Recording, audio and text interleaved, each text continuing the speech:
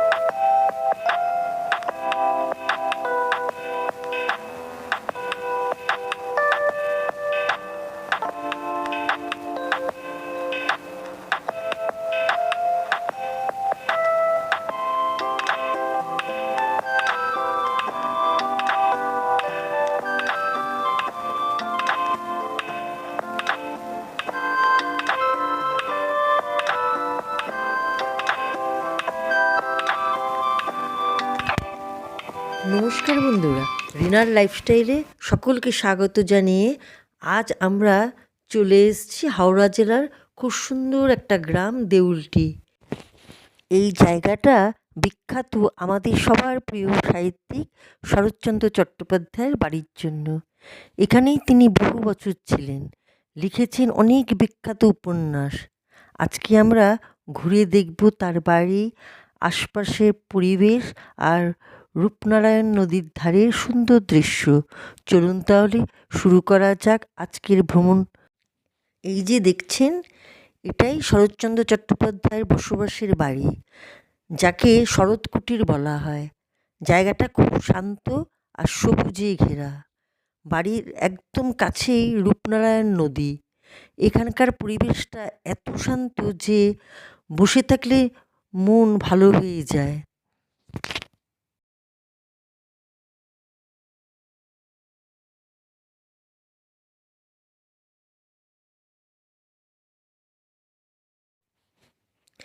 আজ আমি দাঁড়িয়ে আছি এক ইতিহাসের সামনে।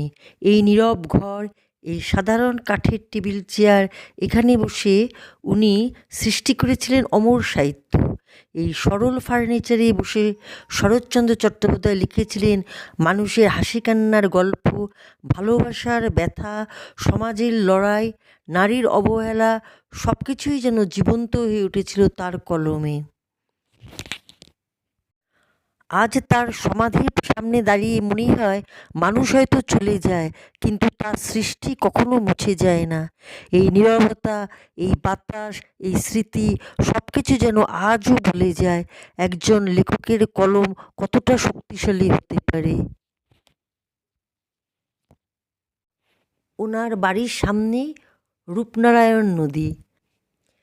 এই যে সামনে বয়ে চলেছে শান্ত রূপনারায়ণ নদী, ঠান্ডা হাওয়া যেন আজও ভেসে আসে সাহিত্যিকের স্মৃতির ছোঁয়ায়। এই নদীর ধারে দাঁড়িয়েই হয়তো অনেক ভাবনার জন্ম দিয়েছিলেন শরৎচন্দ্র চট্টোপাধ্যায়। রূপনারায়ণের হাওয়া যেন শুধু ঠান্ডা নয়, সঙ্গে নিয়ে আসে এক অদ্ভুত শান্তি। এই নদীর সামনেই দাঁড়িয়েছিলেন আমাদের প্রিয় সাহিত্যিক, আর আজ আমি দাঁড়িয়ে সেই ইতিহাসের সামনে। আজকে দেউলটি ভ্রমণ এখানেই শেষ করছি। জায়গাটা আমার খুব ভালো লেগেছে, ইতিহাস, সাহিত্য আর প্রকৃতি সব একসাথে। ভিডিওটি ভালো লাগলে লাইক করবেন, রিনার্স লাইফস্টাইল চ্যানেলকে সাবস্ক্রাইব করবেন। আপনারা ভালো থাকবেন, সুস্থ থাকবেন। আবার আসব নতুন কোনো ভিডিও নিয়ে। বাই।